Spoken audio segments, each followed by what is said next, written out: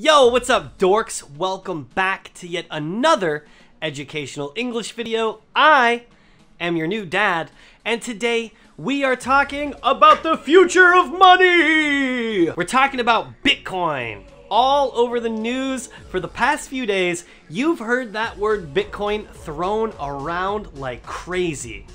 We have watched the run-up in value of Bitcoin since you made that announcement.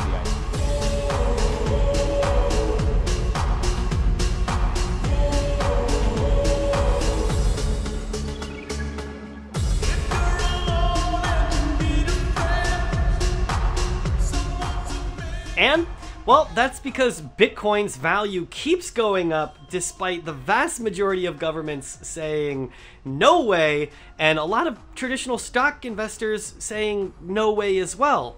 So what is this Bitcoin thing that all of these people hate, yet keeps getting worth much more money every single day? Bitcoin is a digital currency created by an anonymous programmer in 2008 by the name Satoshi Nakamoto.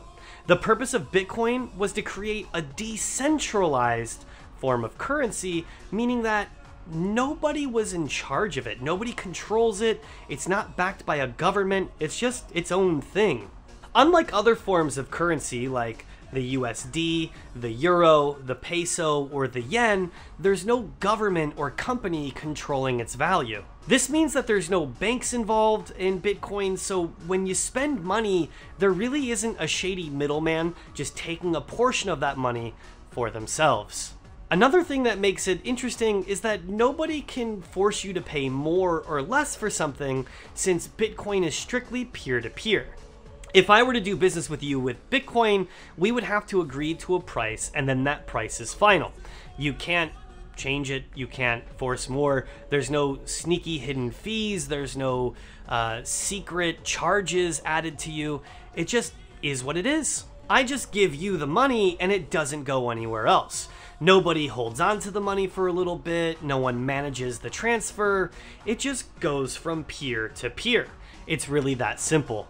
Instead of having one private organization keeping track of what money is being spent, Bitcoin uses an open public ledger called the blockchain, where every computer on the Bitcoin network checks together at the same time to make sure the validity of every transaction. This way, if anyone tried to trick the market, it would get noticed. Here's why I use Bitcoin. I don't live in the USA, and where I do live, they don't have my American bank. So when I want to transfer money, I do have a few other options. One, I can use services like PayPal, where it's fast and reliable, but it's very, very expensive. If I want to send $2,000 of my own money to myself, well, I have to pay them about $200 to do that, meaning I only get $1,800 left over. If I were to go to the bank to do the same exact thing, I'd have to go to the bank 4 different times because where I live, they only allow foreigners to send $500 a day, and I'd have to pay the fees to change my money, to convert my money. I'd also have to pay fees for the wire transfer, and that wire transfer takes a good amount of time. Whereas with Bitcoin, I could use the local currency to buy my Bitcoin and send that Bitcoin to myself and put it in my bank account within the matter of a few minutes, at most 20 minutes from purchase to placing it in my bank account for almost no money at all. So you tell me which one is better. Alright, if you like what you saw on this channel, make sure you hit the like button on this video, make sure you hit that subscribe button, and ring that little bell for notifications. As always, I'm very proud of you, and I'll see you next time.